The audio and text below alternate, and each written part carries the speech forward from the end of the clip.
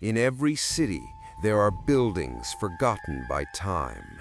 Cracks run deeper than concrete. Lights flicker, not from faulty wiring, but from something watching from the other side. Welcome to Ghosts of Asia, where the dead don't rest and the living never sleep quite right again. Tonight's story is not just about what lies beyond a door. It's about the silence between knocks, the sound of mail arriving for someone who isn't alive, the soft footsteps across the hall at 3:13 in the morning. This is the tale of one man, one apartment, and the woman who moved in after she died. Turn down the lights, put your phone face down, and listen closely, because the dead don't always stay where we leave them. When I moved into apartment 6A, I told myself I was ready for quiet. No parties, no friends, no visitors. Just the sound of ceiling fans and the occasional drip from the rusted faucet. After years of noise, betrayal, and a failed marriage that left me hollow, the silence was the only thing I could afford and the only thing I craved. The building was in an old part of the city, the kind with tangled telephone wires and narrow corridors that always smelled faintly of boiled radish. The wallpaper curled at the edges like old leaves. Everything seemed pale with age, even the shadows. They called it the Red Maple Complex, though there were no trees anywhere in sight. Just 13 floors, most of them dimly lit, and a flickering elevator that stalled every third ride. My unit, 6A, was across from a door with peeling black lacquer and a rusted peephole, Unit 6B. The first day I arrived, there was a package sitting on the dusty doormat of 6B. It was wrapped in thick brown paper, tied with red string, not the bright synthetic kind, but the fibrous, old-fashioned twine you only see in funeral offerings or temple scrolls. There was no shipping label, no return address, just a square of rice paper with faint brush strokes. Some form of kanji I couldn't read, smudged with what looked like ash or old ink. At first I thought maybe it had been left for the wrong apartment, but when I asked the building manager about 6B, she hesitated. "That unit is empty," she said slowly, her words stiff like they were being pulled from behind her teeth. "No one's lived there for some time." "How long is some time?" A pause. Then, "She passed away, quietly, a few months ago." I nodded politely and said nothing more. I had no interest in stories. I was here to forget mine. Still, the package remained. Day after day, I came home to find it untouched.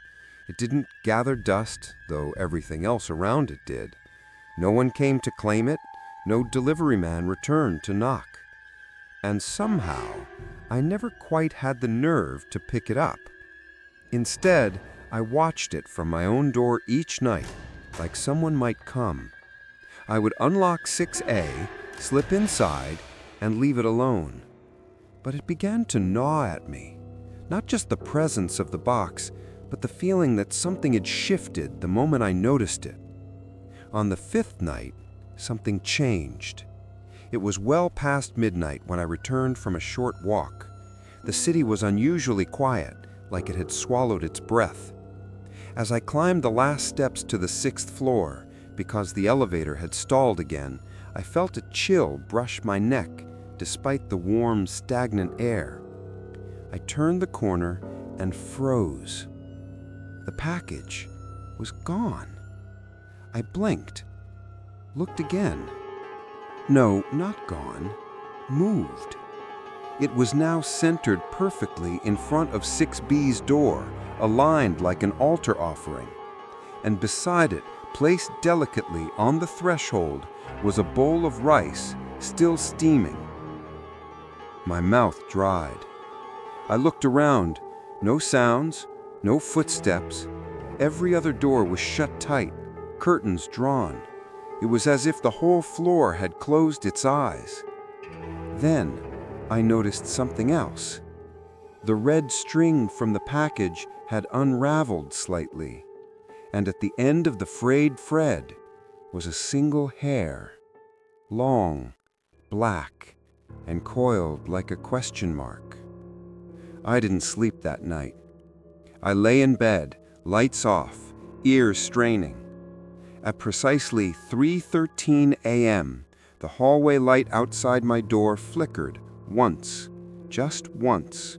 I saw it bleed under the crack of my door, a soft, stuttering glow. Then, nothing. No footsteps, no sounds, just the silence. And in the silence, a thought bloomed, quiet but persistent. She's back. The next morning, I opened my door to check if the package had been taken. It hadn't. It was still there, box perfectly centered, red string neatly tied again, as if last night's unraveling had never happened. The bowl of rice was gone. No trace, not even a stain where it had steamed on the concrete. I stared at the door of 6B longer than I meant to. Something about its silence had changed. It didn't feel abandoned anymore. It felt like a door that was waiting. I shook the feeling off, grabbed my keys, and took the elevator down to the front desk. The woman at reception was different this time. Young, listless, scrolling on her phone until she noticed me and straightened her back. "Hi," I began, forcing a smile. "Can I ask something about the neighbor in 6B? She frowned. "Someone moved in already?" "No," I said. At least I don't think so, but there's been a package sitting there for days. Rice bowls, too. Incense." Her frown deepened. "No one should be using that unit," she said firmly. "The owner's daughter passed away. We never leased it out again." "She passed away in the unit?" She hesitated. "They found her there." "How long ago?" 3 months, maybe 4. Her father died the year before. He was the landlord." I felt something cold press against the back of my throat. "So it's completely empty?" She nodded, slow and uncertain now. I thanked her and left. But as I turned, she called after me, softly. "Sir." I turned back. She used to leave food like that. Bowls of rice, candles, little packages. She said they were for visitors, people passing through. Visitors? Ghost month stuff? I asked. She nodded, lips pressed tight. That night, I stayed inside. I didn't look at the hallway. I turned off the lights early. But around 3 a.m., I was still awake, fidgeting, thinking, chewing a hangnail. When the light in the hallway flickered again, I didn't get up. Then came a sound, very soft, like fabric brushing against concrete. Then another, a quiet knock. But not at my door. 3 gentle knocks at the door across from mine. I froze in bed. My skin went tight with cold. I told myself maybe it was someone else on the floor, maybe another tenant, maybe a delivery. But I didn't hear footsteps. No one walked down the hall. There was just that knock, and then the silence that followed it, deep, pressing, like the entire building held its breath. The next morning, I opened my door, slowly. The package was still there, but now on top of it rested something new. A folded piece of paper. No envelope, just a single crease down the middle, the edges yellowed like it had been carried in someone's pocket for too long. I picked it up. Inside, a single sentence written in uneven, trembling hand. She never liked to be alone. There was no signature. Later that afternoon, I went to speak with one of the older tenants on the floor, a man named Mr. Chan, who lived 2 doors down in 6D. I'd passed him before in the stairwell, always wearing a knit vest, always nodding politely. When I brought up 6B, he gave me a look like I'd whispered a curse. "You hear something?" he asked quietly. I saw the package, the bowls of rice. He rubbed the bridge of his nose. "Don't talk to her." "I haven't." He shook his head. "No, I mean don't answer. Don't reply, even in your thoughts. She hears that." My mouth was dry. "But she's dead." He didn't blink. "That doesn't mean she left." I asked him what happened, what he remembered. He looked at the wall for a long time. When he spoke, his voice was thin. "She lived alone, a quiet girl, always bowed when she passed, never caused trouble, until the packages started coming. The ones she said weren't for her. They came every night, like she was ordering them, but she said she didn't. Then she started writing letters to them." "To them?" He nodded. "To whoever was sending the boxes. She said she could hear them whispering at her door." I felt my stomach twist. "What did the letters say?" He swallowed. "Begging, asking them to stop, then apologizing, then nothing." "She died in the room?" He hesitated again. "She died in the room," he said, "but that's not where she stayed." That night, I didn't sleep again. At 3:13 a.m., I heard it. Not a knock this time. A soft slide, like something heavy being pushed slowly across the hallway. I got out of bed, quiet as I could, stepped up to my door and looked through the peephole. First, I saw nothing but darkness. The hallway light was off again. Then it flickered once, and I saw her. A woman, facing away, sitting cross-legged on the floor in front of 6B. Hair long, draped over her shoulders like a veil. She sat still as stone, her arms resting in her lap. And then, so slowly I barely noticed it, her head began to turn. I stepped back from the peephole like I'd been slapped. Did she see me? I didn't know. I didn't want to know. I slid down against the door, heart pounding, staring into the dark of my own apartment.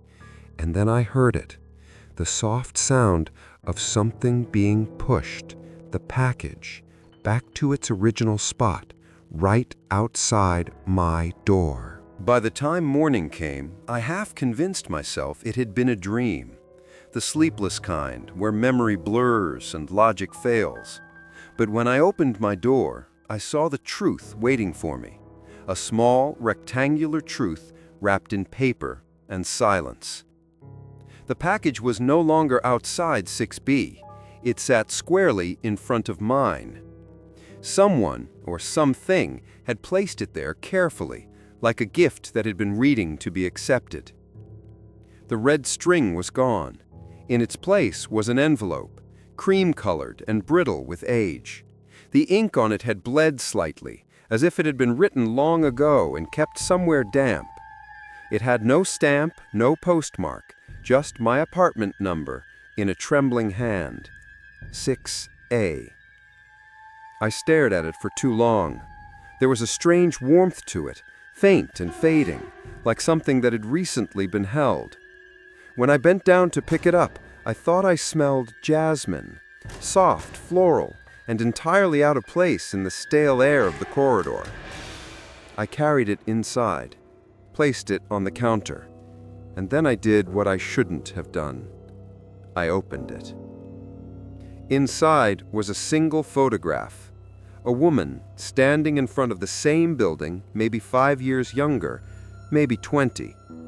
Her hair was long, her face calm, but her eyes were hollow, as if the camera had captured the body, but not the soul. Behind the photograph, folded neatly, was a note, written in thin black strokes, "I've returned." That was all. For a while, I just sat there staring at the note, tracing the brushstrokes with my eyes. The handwriting was delicate but uncertain, like someone who hadn't written in a very long time. The way the ink bled made it look as though the words themselves were alive, still wet, still whispering. When I looked closer at the photo, I noticed the reflection in the window behind her. A faint figure, a man standing in the hallway of the same floor. He was blurred, almost erased, but the outline of his door was visible. 6A. My door. That evening, I went downstairs to ask the clerk again. The younger woman was gone. The older manager had returned. She wore a cardigan and an expression that said she didn't want questions. "Ma'am," I began softly, "can you tell me more about the woman in 6B? Her eyes flicked up. "Why?" "Because I think she's still receiving mail." The words hung between us, heavy and absurd. She sighed. "You're not the first to say that." I waited. She continued, her voice quieter now. "After she passed, the couriers kept coming. Boxes, letters. No sender name, no phone number. We called every delivery company in the city, and none of them had records of the address. No one could explain it." "What happened to the packages?" "We threw them away at first. Then we stopped." "Why?" Her gaze shifted to the window, where rain had begun to streak the glass. "Because the last time someone touched one, he fell down the stairwell that night, broke his neck." A cold shiver crept down my spine. "You're telling me that was connected?" She didn't answer. She only added, "If you see one again, leave it where it is. Don't take what's not meant for you." I went back upstairs with that warning echoing in my head. When I stepped onto my floor, the lights flickered, and I caught a whiff of that same faint jasmine scent. It drifted from somewhere near 6B, mixing with the mildew and dust. The hallway was empty, but the air felt thick, crowded with a presence that didn't belong. I locked my door, sat down on the edge of my bed. The envelope was still on the counter. I took the photograph out again, studied it under the dull yellow light. There was something written in the corner now that I hadn't seen before, perhaps revealed by the warmth of my hands. Tiny characters pressed faintly into the glossy surface. "Wait for me, across the hall." I dropped it. The paper fluttered to the floor like a dead moth. That night, sleep wouldn't come. Every sound felt amplified. The hum of the refrigerator, the click of the pipes, the far-off muttering of the city. At 3:10 a.m., I sat up in bed, restless. And then, as if on cue, the hallway light flickered once. 3:13 a.m. The glow seeped under my door again, soft and thin, brushing across the carpet like a pale fog. And then the mail slot creaked. A whisper of paper slid through, landing gently on the floor. I hesitated for a long time before picking it up. It was another envelope. No address this time, no writing at all. Just a faint mark, a fingerprint pressed in soot. I opened it, slowly. Inside was another photograph. It was my hallway, taken from directly across, the door of 6A, my door centered in the frame. And in the corner, a woman's hand, just the hand gripping the edge of the frame, like she was the one taking the picture. I stared at it until I realized what didn't make sense. There was no flash, no shadow, no angle from which anyone could have taken it. To capture that view, someone would have to stand inside 6B. I put the photograph face down on my desk and sat in silence. The city outside was alive with neon, but here it felt like another world, cold, slow, forgotten. I told myself that in the morning I'd leave, find another apartment, maybe another city. But then I heard it, a sound so small I almost missed it. The quiet rustle of paper. When I turned, the photograph was no longer face down. It had flipped over. And now, written across the back in fresh, black ink, still wet, still whispering, were 3 words. Do not move. I didn't sleep after that. I didn't turn off the lights, didn't lie back down, didn't blink unless I had to. I sat on the edge of my bed, fully dressed, with the photograph lying on the desk behind me like a trap I had accidentally sprung. I didn't dare turn it over again. Time passed slowly, like water dripping from a broken faucet. The only sound was the low buzz of my fluorescent kitchen bulb and the distant murmur of a city that felt increasingly far away. At 3:13 a.m., the hallway light flickered again. But this time, it didn't go out. It stayed on. And underneath my front door, a soft glow began to grow, pale and sickly, with a faint greenish tinge, like light filtered through waterlogged paper. Then came the sound. A hum, low, steady, almost musical. At first, I thought it was the hallway's electric ballast vibrating. But the longer I listened, the more I realized it wasn't mechanical at all. It was human. A woman's voice, humming a tune I couldn't place, slow and circular, like a lullaby without beginning or end. The kind of melody that makes your skin remember something your mind forgot. I crept toward the door, not to open it, just close enough to see through the peephole. The corridor outside was empty. The walls looked the same. The wallpaper was still peeling. But the light was wrong. It didn't flicker anymore. It pulsed. A steady rhythm, warm then cold, warm then cold, like a heartbeat. Then the hallway dimmed for a moment, and in that one moment of half shadow, I saw it. A silhouette. A figure standing in front of 6B, not facing the door, but turned toward mine, still, motionless, watching. I didn't breathe, I didn't blink.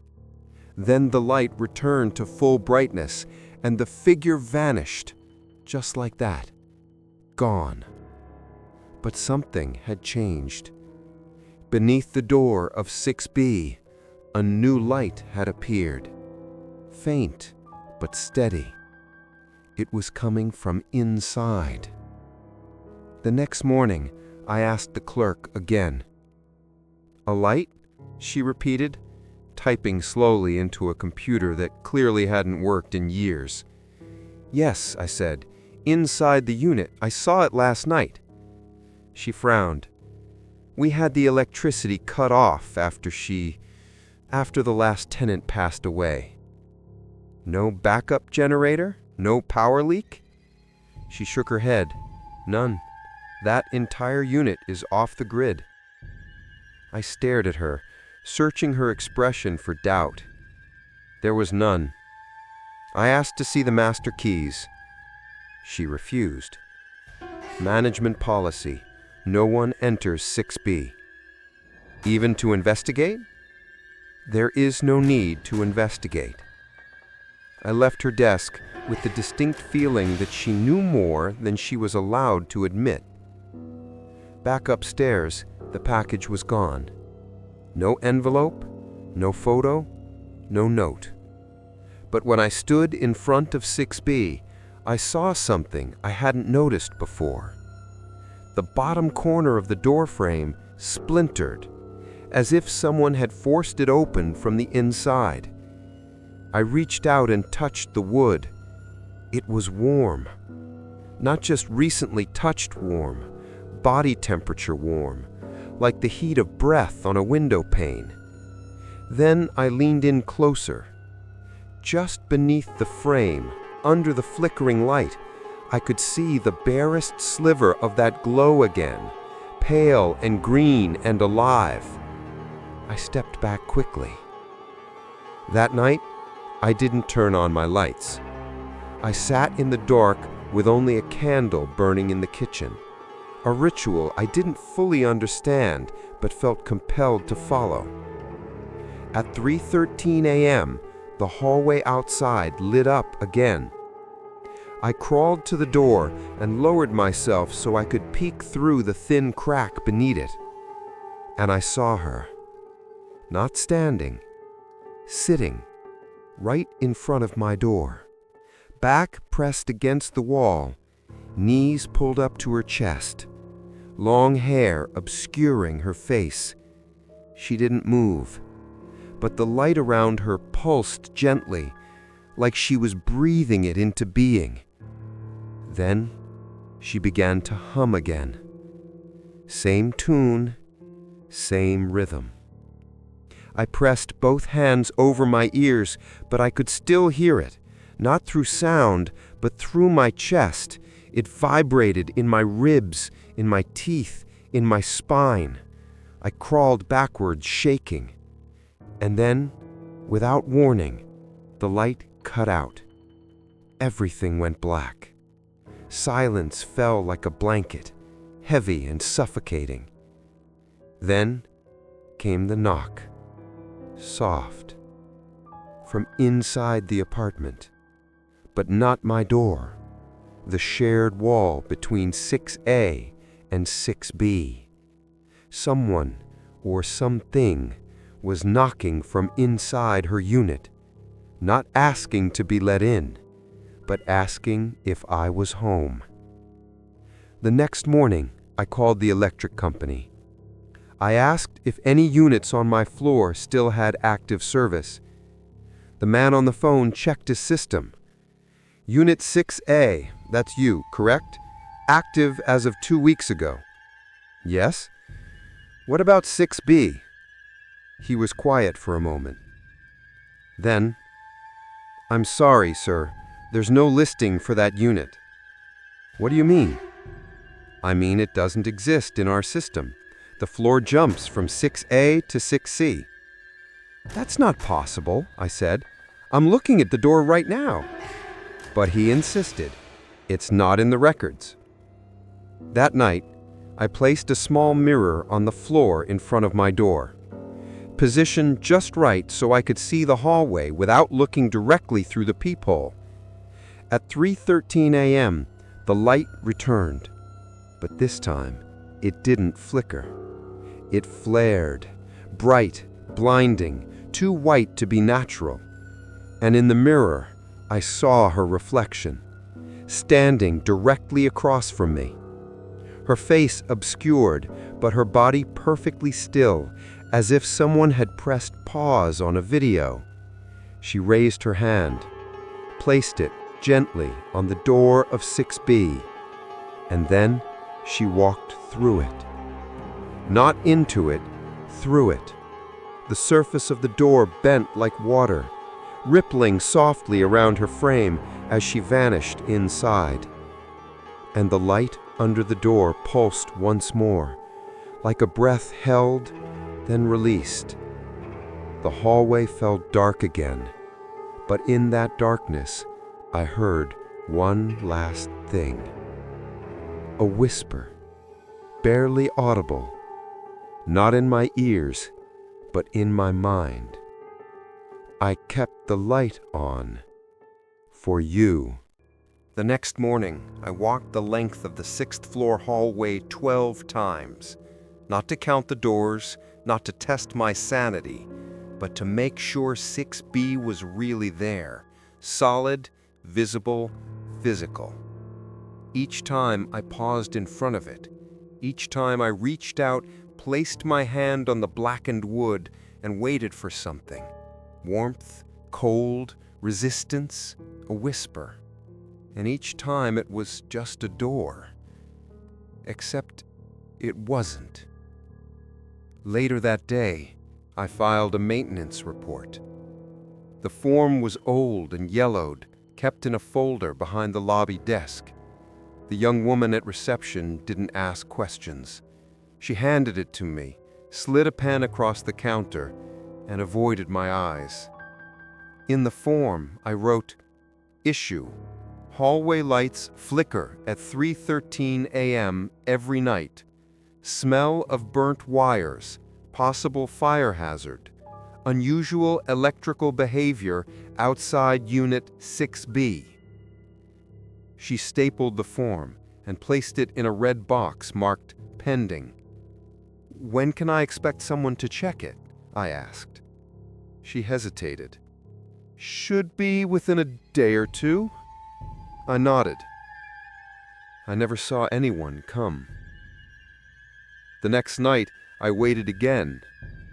Not for her, not for the light, for someone, anyone from maintenance to show up.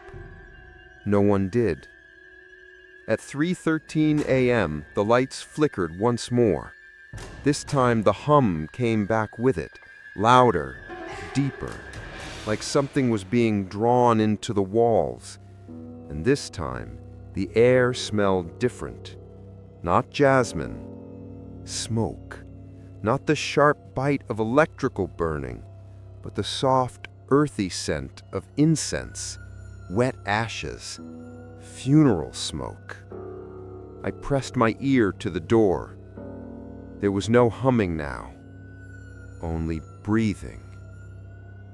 But it wasn't mine. It came from just beyond the wall, slow and steady, like someone asleep or pretending to be. I backed away and turned on every light in my apartment. But it didn't help, because at 3:24 a.m., the power died.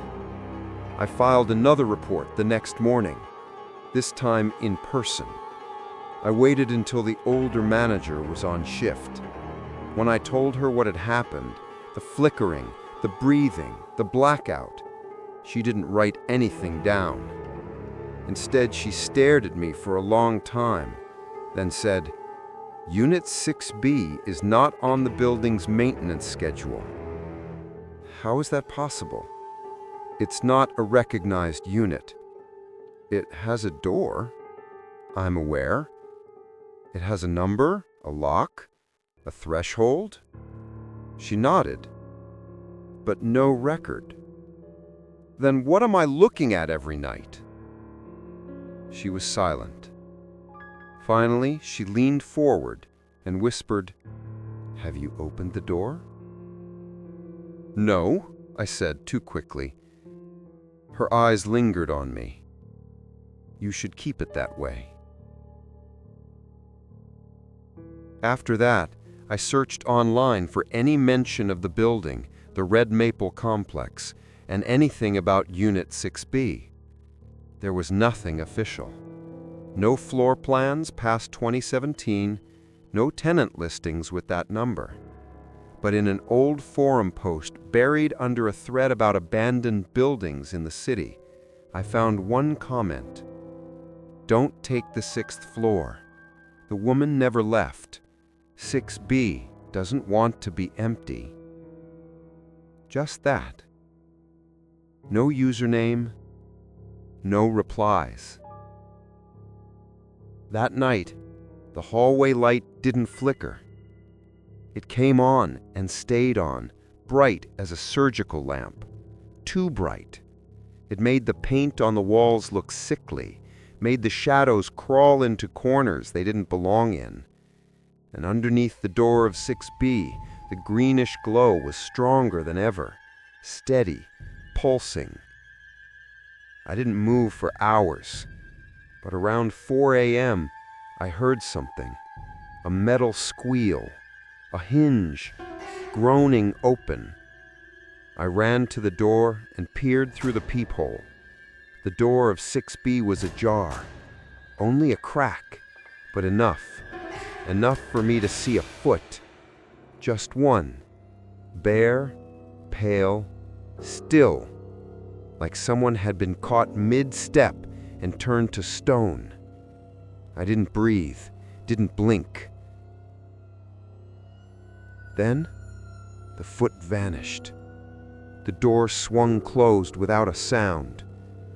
But before it did, for just a moment, I saw inside, a sliver of a room lit by candlelight, walls covered in newspaper, strings stretched across the ceiling like a spider's web, and in the center, something that looked like an altar. Not decorative, not cultural, personal. Something made by someone who desperately needed to keep something in or keep something out. The next day, I called the city records office. I asked for the original building plans, gave them the address, gave them the floor. When the woman on the phone came back, she sounded confused. "There's no unit 6B. "It's there," I said. "I live right across from it. According to our records, the 6th floor only has 5 units, 6A through 6E, skipping B entirely." I blinked. Was it ever added after construction? She paused. Then, "Sir? The 6th floor was the last floor built, but the early blueprints show something strange." "What?" "There used to be a gap between 6A and 6C, but it was filled in, bricked over." "When?" "No date, no signature, just a note in faded red ink." "What did it say?" "It failed." Her voice turned cold. "Leave space for the dead." That night, I didn't wait for 3:13 a.m. I boarded up the peephole, covered the edges of my door with towels, and left the lights on and the TV running, even though I wasn't watching. But still the hallway light shone through the cracks, and the hum returned, low and slow, but different this time. This time it wasn't coming from the hallway. It was coming from inside the walls, inside the plumbing, inside the air vents, from every angle of my apartment. And behind it all, like a current beneath the surface, I heard another sound. A woman's voice whispering one phrase over and over. "You filed the report, but you didn't let me in." The next morning, I opened my door slowly, already bracing for what might be left behind. But this time, there was nothing. No photograph, no envelope, no package wrapped in red thread. Just the ordinary stillness of an aging hallway where light buzzed faintly and the air smelled faintly of dust and wet concrete. I almost felt disappointed, like the absence of something frightening had become its own kind of threat. I stepped over the threshold to leave for work, and that's when I saw it. A plastic bag sitting neatly beside my door. Not from a courier, no brand, no receipt, just a plain white delivery bag, slightly translucent, tied closed with a simple knot. Inside, a styrofoam container, still warm. My name was written on top in thin black ink. How? Nothing else. I carried it inside, hands trembling slightly.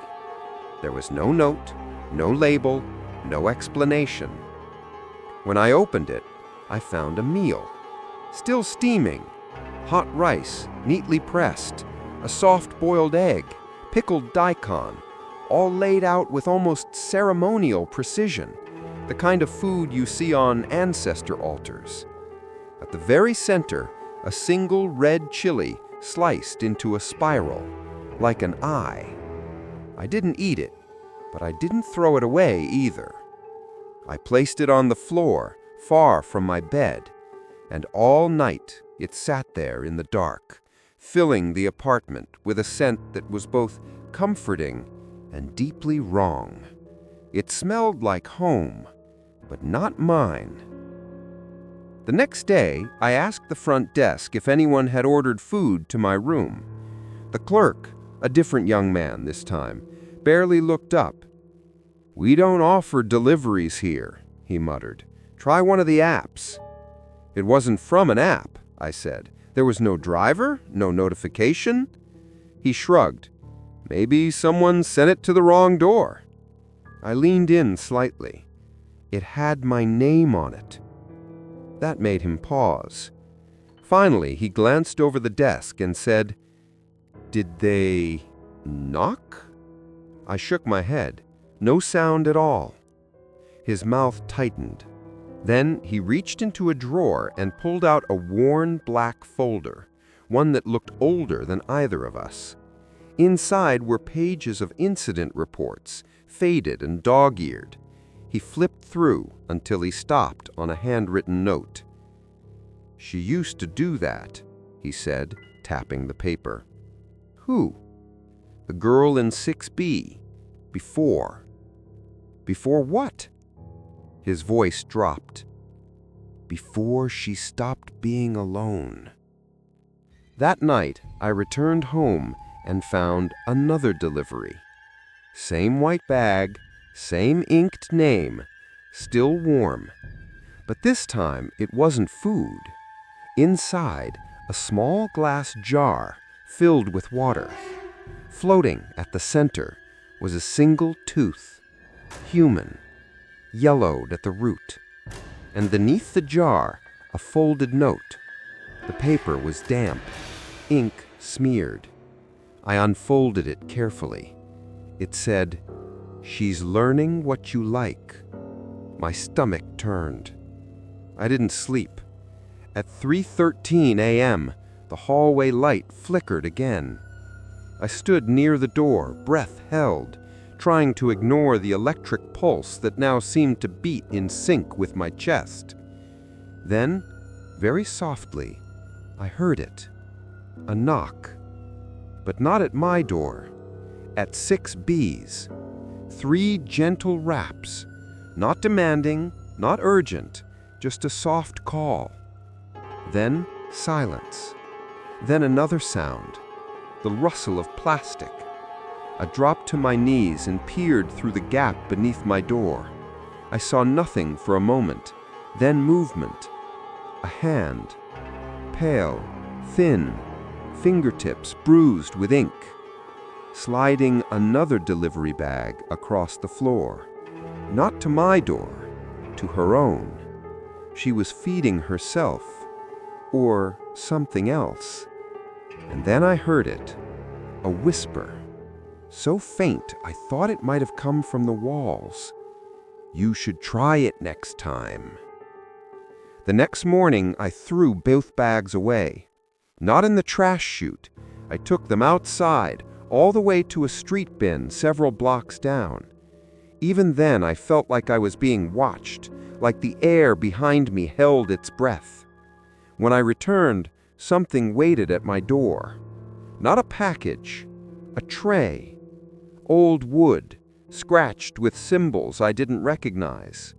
On it, a single bowl, empty, and beside it, a pair of chopsticks crossed in an X. I bent down and touched the tray. It was warm, and beneath it, tucked between the wood slats, was a photo of me, sleeping. My back turned to the camera. The timestamp printed in red, 3:13 a.m. I stopped asking questions after that. I stopped filing reports. I stopped opening the door at night. But the deliveries didn't stop. They kept arriving, each one stranger than the last. One day, a lock of hair, curled and damp, smelling of rain. Another, a feather drenched in something that wasn't water. Once, a folded napkin with a lipstick print that matched none of the living. And every time, a note. Across the hall is not far. We are neighbors. What is given must be returned. I placed each item in a box beneath my bed, not because I wanted to keep them, because I was afraid to throw them away. Then one night, there was a new kind of delivery. No food, no photo, no whisper. Just a single envelope slipped through my mail slot. Inside, a map. Crude, hand-drawn. The floor plan of the 6th level. Only 2 doors were marked, 6A, 6B, and between them, a hallway. But this hallway was not straight. It curved, spiraled inward like a snail shell. At the center, a symbol I couldn't read, and beneath it, written in shaking ink, "Step into the spiral." I dropped the envelope. When I looked up, the hallway light outside my door went out, and someone, knocked twice. Not at my door, not at hers, but from somewhere in the middle, as if the hallway had grown a 3rd door, one I could not see yet. The next morning, I stayed in bed longer than usual. Not from exhaustion, though I hadn't slept properly in days, but from a quiet, growing dread. The kind that starts in the pit of your stomach and spreads, limb by limb, until even standing up feels like waking something that shouldn't be disturbed. The spiral on the map from the night before had burned itself into my memory. No matter how many times I blinked, I could still see it. The shape, the center, the symbol at its heart. A door. Not like mine, not like hers. A door without a number. Around 10 a.m., I forced myself downstairs to the lobby. There was an older tenant sitting near the mailboxes. He looked familiar, tall, wiry, always dressed in a wrinkled button-down shirt tucked too tightly into loose slacks. I'd passed him in the stairwell before, nodding politely. Today, he nodded back, but his eyes lingered longer than usual. "You're the one from 6A, he said. I hesitated. Yes? He lowered his voice. I saw her last night. Who? He didn't blink. The woman in 6B. She left. My throat tightened. You sure? He nodded slowly. She was wearing white, a long dress. Looked like gauze. Walked down the hallway barefoot. He glanced toward the elevator. She stepped inside, pressed the button, and went down. Didn't look back. I swallowed hard. Did she say anything?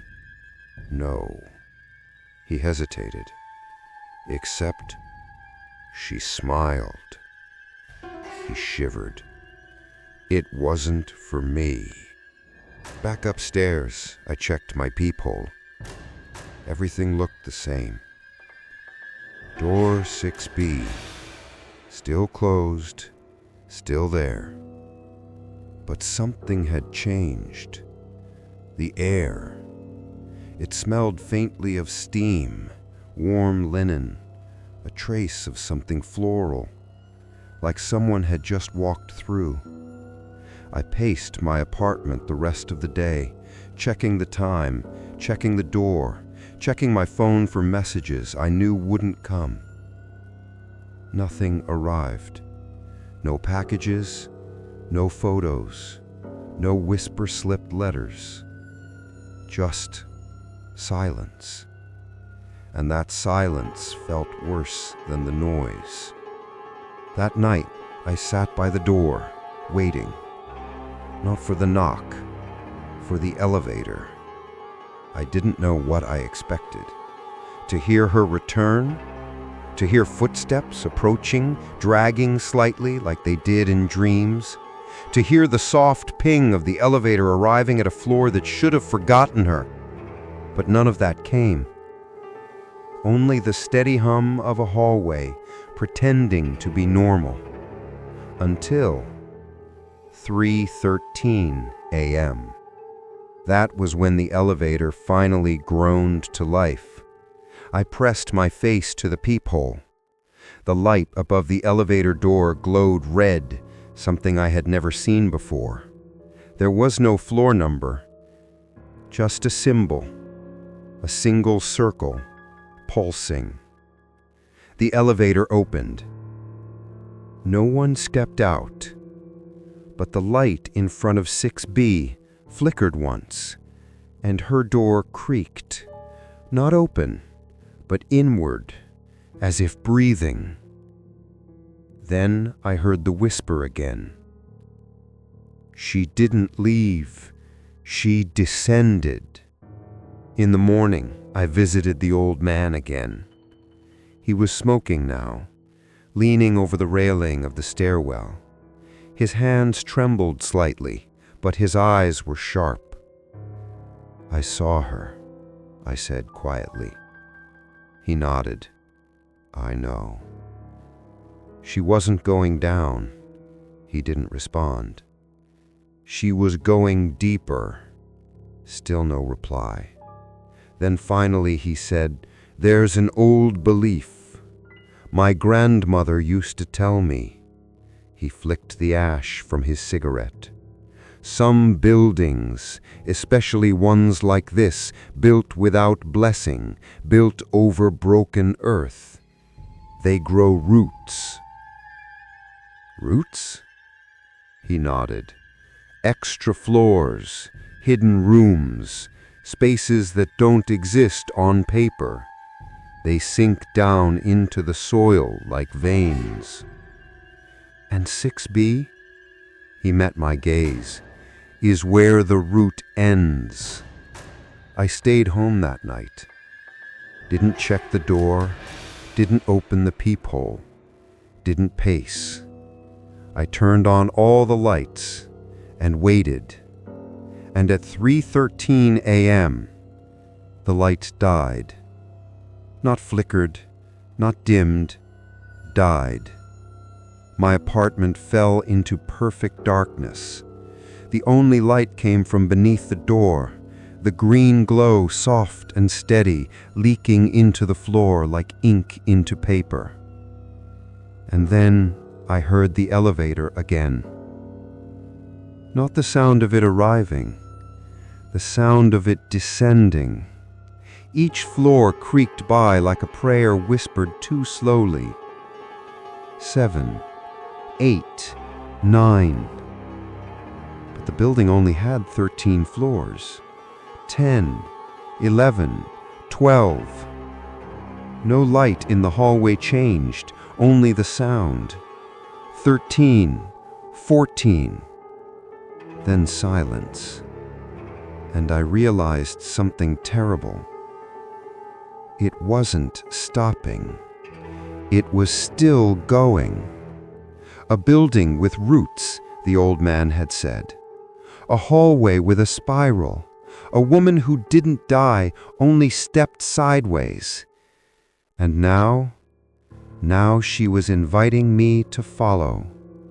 Because the next sound wasn't the elevator. It was the soft knock on my door. And behind it, her voice. Not a whisper this time. Clear, soft, final. "Come downstairs." I didn't answer the knock. I sat frozen on the floor, back against the wall, every muscle locked, like I was holding back a tide. The voice had been so calm. No malice, no urgency. Just an invitation, like someone asking me to join them for tea, in a place where no tea should ever be served. I waited in silence for the sun to rise, and even when the gray morning light finally crept through the blinds, I didn't move, because I knew something had changed. The hallway was no longer just a hallway, and the elevator didn't lead to the lobby anymore. Around noon, there was another knock, softer, faster. This one I recognized. I opened the door to find a courier standing in the hallway, blinking at me. "Delivery for Unit 6B, he said. I stared. "You're sure?" He held up a tablet. "Signature required." I hesitated. "No one lives there." He shrugged. "Somebody signed yesterday." I blinked. "What?" He turned the tablet toward me. There, in bold, time-stamped lettering, delivered 3:13 a.m. Signed, M. Lee. That name. That was her. The tenant who had died. The girl with the gauze-white dress and the door that hummed with light. "She signed this herself?" I asked. The courier tilted his head. "I didn't make the delivery. It was auto-routed. Night shift." "And you're sure it wasn't someone else?" He tapped the screen. "Unit 6B, specific instructions. Leave at the door if recipient doesn't answer, unless signature requested. This was signed." I took a slow breath. "Was it recorded?" He frowned. "We don't do cameras for that shift, only GPS tracking." He glanced down the hallway. "Creepy floor, man." I didn't respond. He left the package on the ground between our doors, nodded once, and walked briskly away, like he couldn't get out of the hallway fast enough. When he turned the corner, the light flickered overhead. The green hue returned, and the package, still warm, sat there like something breathing. I didn't touch it. I left it where it lay, just far enough from my door that I could still pretend I wasn't involved. But I stared at it for hours, from the peephole, from my chair, from behind half-closed blinds. It never moved. Until it did.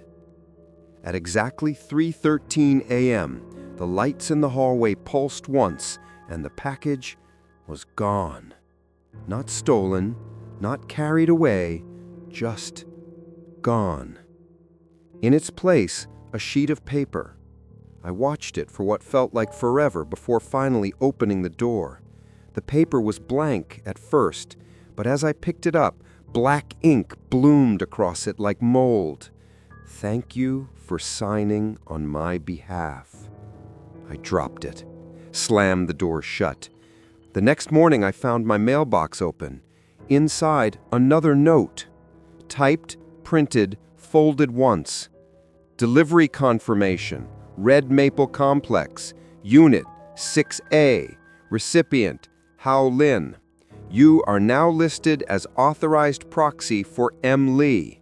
Next delivery scheduled, tonight, estimated arrival 3:13 a.m. I ran downstairs, demanded answers from the front desk. The clerk on duty was a middle-aged man I hadn't seen before. He listened carefully, then opened the logbook. His fingers moved slowly down the page. "No delivery scheduled to 6B or to 6A. I held up the note. "This came to my box." He read it, squinting. Then, in a flat voice, "We don't use this format." "What about the system, the package logs?" He turned the monitor toward me. Empty rows, no records. "No one's delivered to your unit in weeks." I stepped back, heart pounding. "Then who's doing it?" He paused, then looked up at me. And this time his voice wasn't official. It was low, cautious. "People say she worked in deliveries before she died." I stared at him. "Courier service, specialized in night routes, local stuff." My mouth dried. "She died while working?" He nodded slowly. Elevator fault. Cable snapped. They say she was the only one inside. Fell 8 floors. I remembered the sound of that elevator descending through the night, the way the numbers had kept going, past what should be possible. She was found holding a parcel, the man added. No one ever figured out who it was for. That night, I stayed awake again, not because I wanted to, because I had to. I waited with all the lights on, phone in hand, heart racing. At exactly 3:13 a.m., there was a rustle outside. I didn't look through the peephole. I opened the door, and there, neatly placed on the floor, was a package. Same paper, same red thread, but this time, the label said, Recipient, Hao Lin, Proxy, Unit 6B. Final delivery, do not refuse. My fingers trembled as I picked it up. It was heavier than expected. Inside, a small stack of objects. My building lease, a photo of me taken from behind, a red ink thumbprint, and at the bottom, a slip of paper. You've lived here long enough. It's time to move in. I didn't move. I couldn't. The package still sat open on my kitchen table, its contents spread like offerings at a shrine. My lease, the one I'd signed in ink 6 weeks ago, now bore a second signature at the bottom. Not mine. Hers. M. Lee. The ink was fresh, not smudged, not photocopied, still glistening like it had been signed only minutes ago. But that wasn't what disturbed me most. It was the fact that the red ink, thick, dark, ceremonial, looked exactly like blood. I checked the walls again that morning, not for cracks, for breathing. There were moments I swore I could feel them move, flex inward when I walked past, exhale when I stepped away. And then there was the noise. It had started 2 nights before, a gentle tapping from inside the wall between my apartment and 6B. At first I thought it might be plumbing. Then I realized it was happening in rhythm, like a knock, soft, deliberate, as if someone were tapping the wall not to break through, but to be acknowledged. I called maintenance again. This time I used my phone. The same woman from before answered, though she sounded more tired now. There's no Unit 6B in our system, she repeated. It's there, it's right across from me. I understand what you're seeing, she said, but legally, structurally, it doesn't exist. Then what's behind my wall? Silence. I pressed further. There's a person inside it. Another pause. Then she said, flatly, that would not be the first report. I blinked. What? I shouldn't say more, she whispered, but if you hear tapping, don't respond. Don't tap back. Click. She hung up. That night, I sat by the wall with the lights off. No TV, no music, just stillness. And at 3:13 a.m., it started again. Tap, tap, tap. 3 soft knocks from inside the wall. Then silence. I held my breath.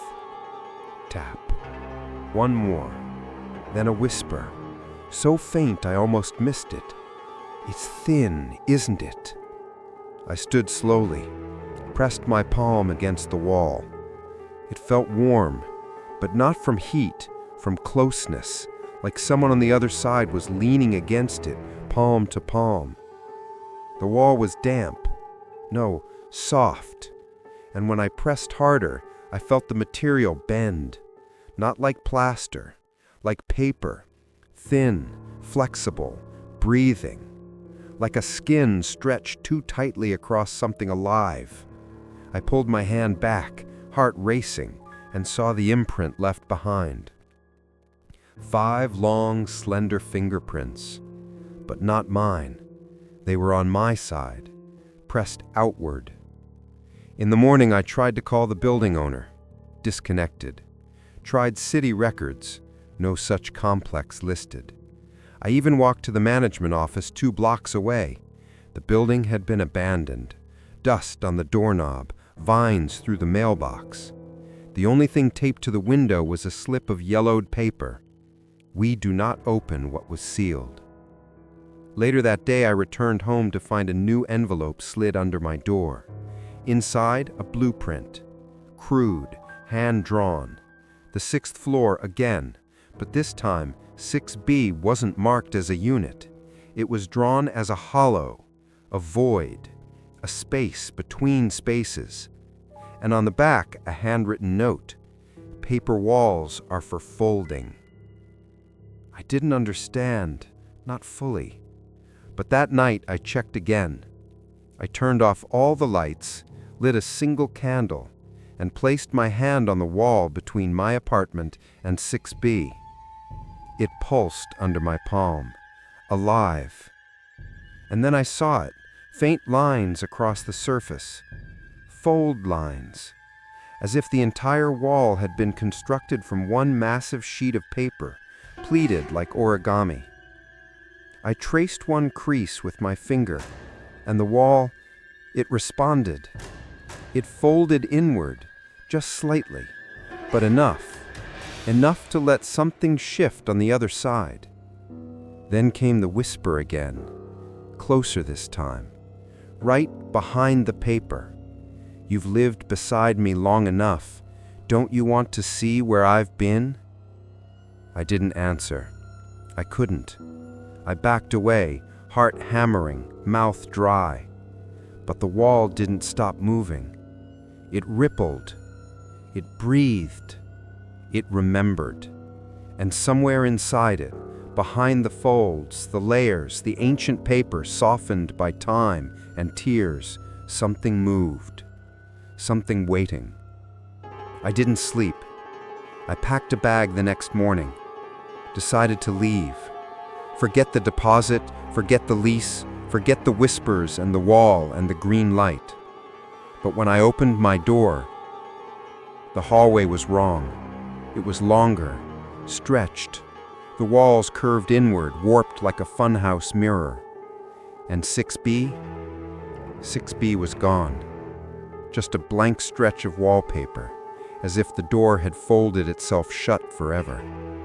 In its place, scrawled in charcoal across the wall, "If the walls remember you, they don't let you leave." There's a mirror at the end of the hallway. Old, convex, the kind that bends your reflection, makes everything seem slightly off, like you're always about to disappear around the edges. I never paid much attention to it. It was there when I moved in, stuck to the wall between 6D and the stairwell, cracked in one corner. Useless for checking your hair, but good enough to see if someone was behind you. But after the wall between my apartment and 6B folded inward, after the paper shifted, after the hallway stretched, I started noticing things. Not through the peephole, not under the door, but in the mirror. The first time it was subtle. I was walking back from the stairwell, groceries in hand, and I caught my reflection. Or I thought I did, because for a split second, there were 2 of me. The first, normal, carrying bags, looking tired, head down. The second, just behind, barefoot, still. She wore white. Her hair hung wet down the sides of her face, and her eyes, I didn't see them. She wasn't looking at the mirror. She was looking at me. I dropped the bags, spun around. No one there. Just a long, empty hallway, warped slightly at the seams. The lights above buzzed faintly, casting elongated shadows along the floor, and at the far end, the mirror, curved like an old lens, dull in the middle. I walked toward it, slowly. When I reached it, I stood in front of it for several minutes, watching. At first, I only saw myself, hollow-eyed, haunted.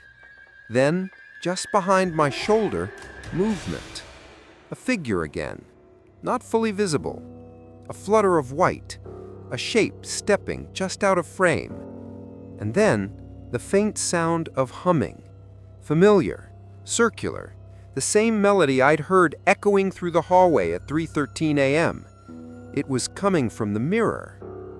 I went back into my apartment, closed every curtain, unplugged every appliance, and covered every reflective surface. The TV, the microwave, even the back of a spoon. Anything that could show me more than I wanted to see. But the mirror stayed. It wasn't mine. It belonged to the building. And the next night, it showed me more. At 3:13 a.m., I stood just behind my door and waited. I didn't plan to. My feet just took me there, as if the hallway had begun pulling me toward it, one breath at a time. When I finally opened the door, the corridor was empty, still, silent. But the mirror was fogged, covered in condensation, like someone had exhaled against the glass. I stepped toward it slowly. When I reached it, I wiped the surface with my sleeve, and there we were again, me staring forward, and behind me, her. Only this time, she wasn't looking at me. She was looking through me and mouthing something. I leaned closer. Her lips moved slow, deliberate, silent. 4 words. "This is your reflection." I stumbled back, nearly fell. The hallway shifted again. The angles no longer made sense. The light stretched too far. The shadows grew too tall. And the walls pulsed slightly, like lungs. I ran back to my apartment and slammed the door. But the mirror stayed in my mind, because the worst part wasn't what I saw in it. It was what I didn't. I checked again the next day. Mid-afternoon, full daylight. People were walking by, tenants I'd never spoken to, a mother with a child, an old man humming to himself. I stood in front of the mirror and watched. When each person walked past me, their reflections followed, normal, natural. But mine, my reflection didn't move. It stood perfectly still, a few milliseconds out of sync. And when I waved, it didn't wave back. I touched the glass. It was cold now, much colder than it should have been. I leaned in close, too close, and peered into the warping curve. And behind my reflection, something moved again. But this time, not her. Me. Another version of me. Standing in front of 6B, facing the door, hand outstretched and smiling. I tore the mirror off the wall. I don't remember doing it. One moment I was staring, the next the mirror was in my hands, shards falling, my knuckles bleeding, the frame cracked down the center. No alarms, no complaints, no one even opened their door. I left it shattered in the hallway and returned to my unit dizzy with fear. That night, the lights in the hallway didn't turn on. And yet, the glass shards still reflected light, a pale green glow from nowhere, each piece showing me a different version of me. Some asleep, some awake, one standing inside 6B, looking out. At 3:13 a.m., the mirror whispered, not with sound, with reflection. One shard on the floor near my door shifted under the light, showing me an image. A corridor made entirely of mirrors, floor to ceiling, and in each one, me. But not just standing, not just watching, reaching. And then, in unison, all the mirrored versions of me spoke at once. You already crossed over. The hallway smelled different. Not like mildew or dust or wet concrete, the usual perfume of old buildings. This time, it was sweet, earthy, clinging. Burnt jasmine, rice wine, charred sandalwood. It was the scent of mourning, of altars, of temples. I recognized it immediately, not from memory, but from instinct. The way animals know fire, the way the skin knows when it's being watched. She had made an offering. It waited outside my door. Not a package, not a photograph. A bowl, ceramic, deep red glaze. Inside, a single rice ball, perfectly formed. Still warm, steam rising in gentle spirals. Next to it, a burnt incense stick, bent at the middle, ash clinging to the tip like it had been snuffed too soon. And looped around the bowl, almost delicately, a red thread, tied in a knot I recognized from old funerals, the kind they say not to untie unless you want something to follow you home. I left it alone, but I didn't move it, because something told me this wasn't a gift. It was a request. That evening, I found another envelope slipped beneath my door. Inside, just one line. We leave what we hope to be returned. No name, no handwriting I recognized, just that quiet declaration. And I remembered what the old man had said about her offerings, her deliveries, her silence. Maybe she hadn't died during a delivery. Maybe she had just delivered herself somewhere she was never meant to go. And now she was asking me to return the favor. At 3:13 a.m., I watched the hallway again. The bowl was still there, unmoved. The rice had gone cold, but it hadn't aged. No mold, no drying, no scent of rot. Like time hadn't touched it. And then I heard the sound. Not humming, not whispering, pouring, like water being ladled slowly into the hallway. I opened the door a crack, and the air had changed. Thicker, heavier. The floor looked wet, but wasn't. The light bent strangely, like under shallow water. And from down the hall, walking barefoot, she approached, white dress trailing, head bowed, hands outstretched, palms up, empty. She knelt in front of 6B, didn't knock, didn't speak. She placed something on the floor in front of the door, another bowl, then turned and looked directly at me. Her eyes were darker than I remembered, not just in color, in depth, as if there was no end behind them, no bottom, no surface, just a forever fall into memory. She tilted her head just slightly. Then she smiled and whispered, "You forgot to eat." The bowl outside my door was gone the next morning. In its place, a small white envelope. Inside, a red thumbprint, a single grain of rice, and a page from an obituary. It was hers. The article was short, unremarkable. Miss May Lee, 28, passed away suddenly in transit. She was survived by no immediate family. Her body was cremated per public ordinance. No next of kin claimed the remains. I read it again and again.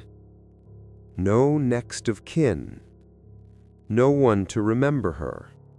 No one to receive her.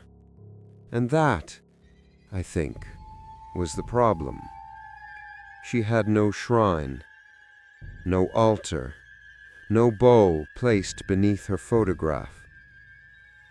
So she made her own, and now I was part of it. I tried to leave a return offering. I boiled rice, rolled it with care, placed it outside her door with a note that said only, "I remember you." The bowl was gone by morning, but in its place, ash, spread in a circle across my threshold, and in the middle, my name, written in burnt rice grains. That night I dreamed of drowning, not in water, in ash, falling through clouds of gray dust, choking, sinking. All around me whispers, thin as smoke, speaking a language I couldn't understand but still felt. When I woke, my mouth tasted burnt. I ran to the mirror. My tongue was black. I went downstairs, desperate for a break in the ritual. The clerk was gone. No one at the desk. No lights in the lobby. Just a small shrine on the counter. Fresh incense, a bowl of rice, and a framed photo. Not hers, mine. I backed away slowly, turned, and saw a trail of red thread stretch up the stairwell, leading back to 6, back to the fold. At 3:13 a.m., I opened the door one final time. No bowl, just a pair of chopsticks crossed neatly on the floor, and beneath them, a photo of me, sitting at a low table, face obscured, hands out, receiving something from across the frame. And in the image, her, holding out the bowl, offering, smiling, waiting. And beneath the photo, handwritten in ink, "To receive is to remain. To offer is to become." The walls had begun to whisper again, not in words, in textures, faint lines forming across the wallpaper, symbols that vanished when I blinked. The hallway curved slightly now, just enough to feel it, not enough to see, and the door to 6B no longer waited silently. It breathed. I could hear it. A low, rhythmic creak in the frame. Inhale, exhale, like something inside was sleeping or pretending to sleep. I stopped sleeping entirely. Every sound became a signal, every silence a trap. I stopped using mirrors, unplugged the clock, covered every corner with salt, with red thread, with old coins pressed into the floorboards. Nothing helped, because something had already invited itself in, and it wasn't asking to stay. It was offering a trade. It started with a knock, not at the front door, in the bathroom, behind the mirror, soft, deliberate. Then came the voice, not hers, mine. I agreed to the terms. I stumbled back, heart racing. The mirror fogged, and on the surface, drawn in condensation, the outline of a hand, pressed from the other side. Beneath it, a single word, signed. That morning, I tore the mirror off the wall. Behind it, I expected wires, tiles, mildew. Instead, I found paper, old parchment, yellow and crisp, folded carefully into the recess, stamped with a red seal, the wax cracked at the edges.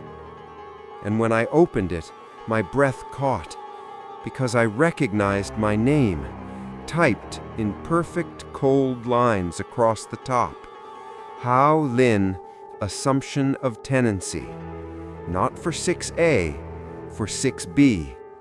The lease was dated 3 days into the future, signed twice, once by me, once by someone else.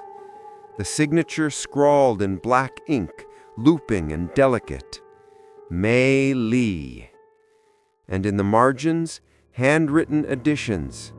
Tenant assumes full memory, presence, and offering cycle. All echoes become echoes of self.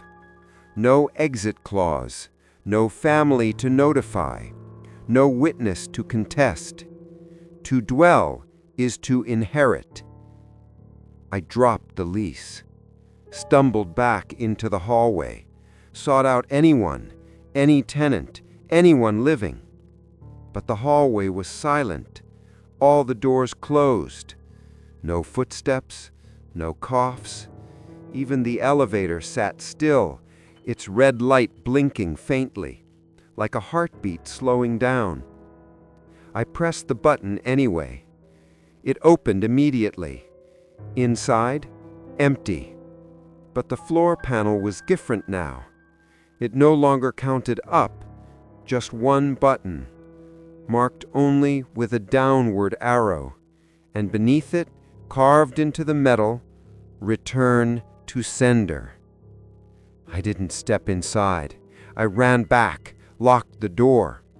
But on my floor, the locks no longer mattered, because when I turned around, the walls were breathing again, and the lease had returned, now pinned to my wall with a thin red nail, bleeding slightly at the base.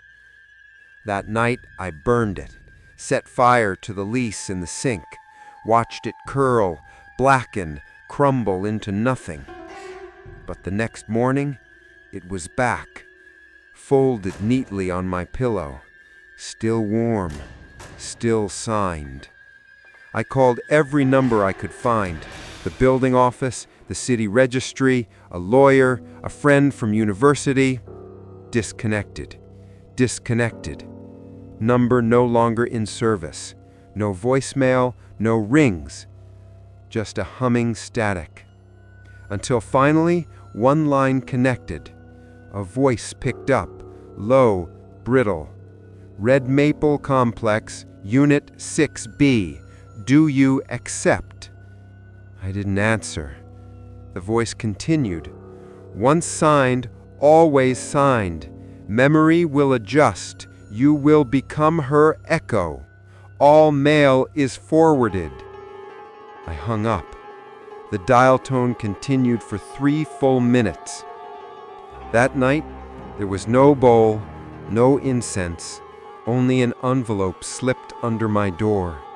No seal, no wax, just dust. Inside, a photo of my own front door, but from the inside of 6B. A shot taken from her perspective. In the photo, I stood facing the door, reaching for the handle, eyes closed. And on the back of the photo, scrawled in her handwriting, "Come home." At 3:13 a.m., the lights didn't flicker, they didn't hum, they simply dimmed, as if the building were falling asleep. And when I looked out through the peephole, there was no hallway, only a mirror, reflecting my own door back at me. But in the reflection, my apartment number had changed, not 6A, 6B. I tried the doorknob. It turned too easily. And when I opened it, I was no longer standing in my hallway. I was standing inside her apartment, the one that didn't exist, the one behind the paper wall. It was warm, dim, soft yellow light from candles, a small table set with 2 bowls, a mirror on the far wall, no reflection. Newspapers pasted over every window, every surface, Strings hung across the ceiling with red tags swaying gently, the air thick with incense. And on the floor, the lease, folded in half, tied with red thread, still signed, still waiting. I turned to leave, but the door was gone. The door was gone. There was no handle, no frame, no seam in the wall, just newspaper. Old, yellowed, layered in thick strips from floor to ceiling.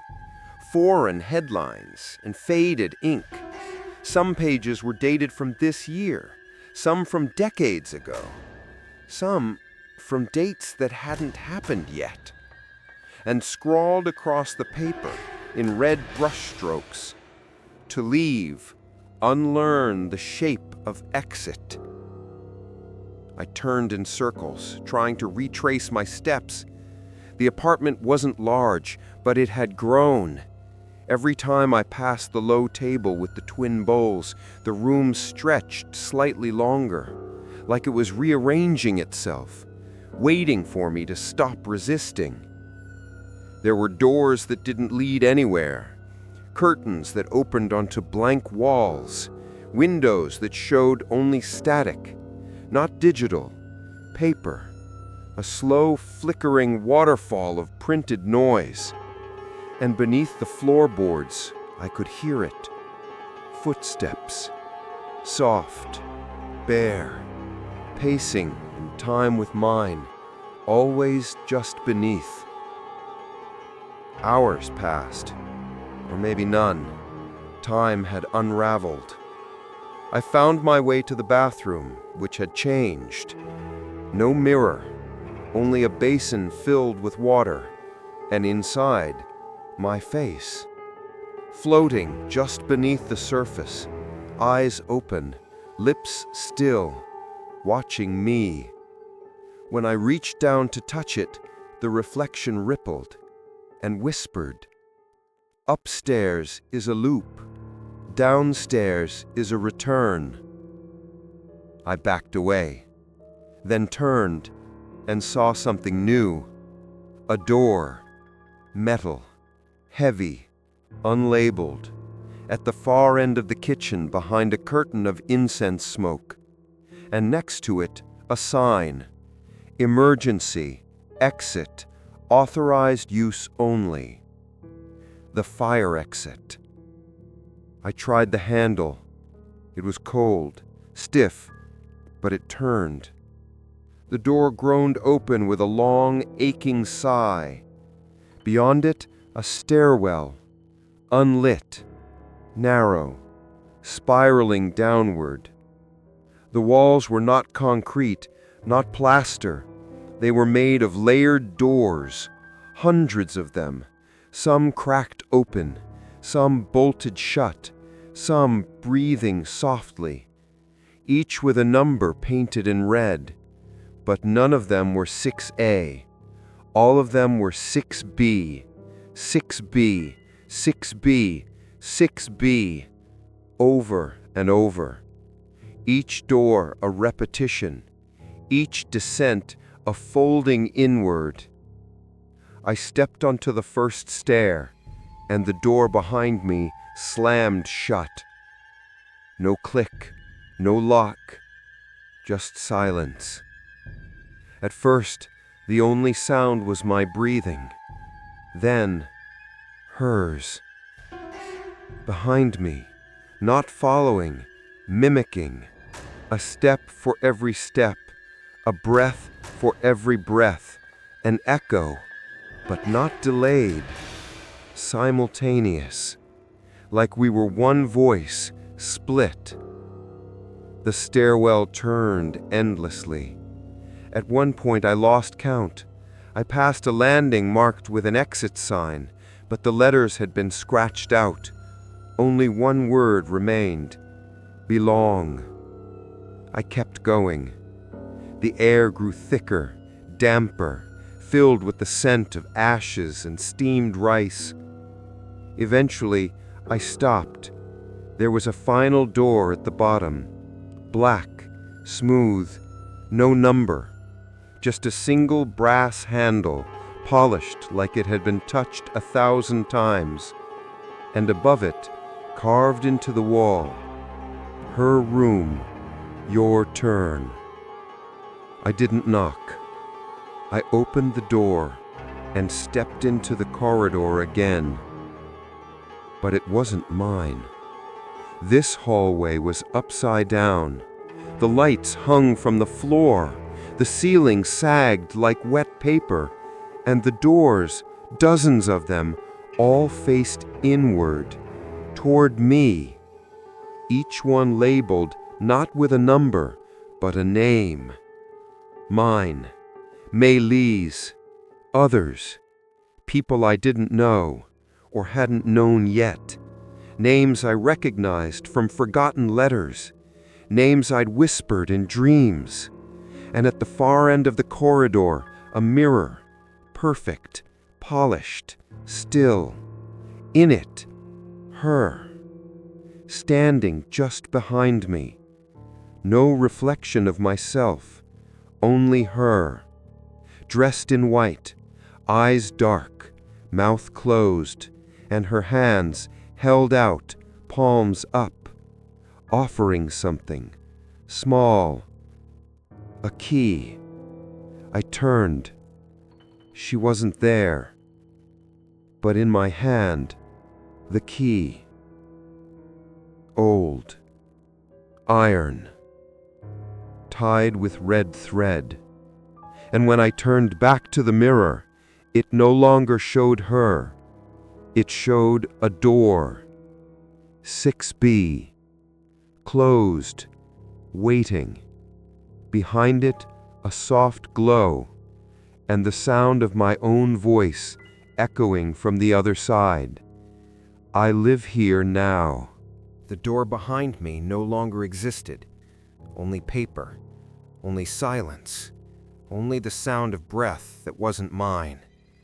I stood in the upside-down hallway, holding the keys she had given me, cold iron wrapped in thread, pulsing faintly in my palm like it remembered too much. Ahead, the corridor stretched toward a final door. The number? 6B, painted in deep red, fresh, wet. But I wasn't in my building anymore. I was in hers, or maybe I always had been. I approached slowly. Each step brought new sounds from behind the door, not groaning or whispers, but memories. My own voice, laughter, conversations I didn't recall having. And hers, soft, kind, echoing mine like we'd been neighbors for years. Then a final sound, a delivery knock, 3 gentle taps. Not from me, from the other side. The key slid easily into the lock, turned once, twice, then stopped. The door creaked open just a little. Inside, dim candlelight, a single table, 2 bowls of rice, steam rising, the air filled with sandalwood and memory. She stood at the far end of the room, white dress, bare feet, eyes that had seen too many exits, and in her hands the package, wrapped in brown paper, red string perfectly tied. She held it out, didn't speak, didn't blink, just waited. I stepped inside. The air folded around me like fabric. The world outside dissolved. No hallway, no stairwell, no city. Only her. Only me. Only the package. I reached for it with both hands. It was heavier than before, like it carried something more than objects, something I had left behind without knowing. When I touched it, the red string unraveled on its own. The paper peeled back, silent. Inside, a photograph of me as a child. A letter I never wrote. A bowl of uncooked rice. and a small hand-stitched name tag. Tenant, Hao Lin. Occupied, permanently. Deliveries, fulfilled. She smiled.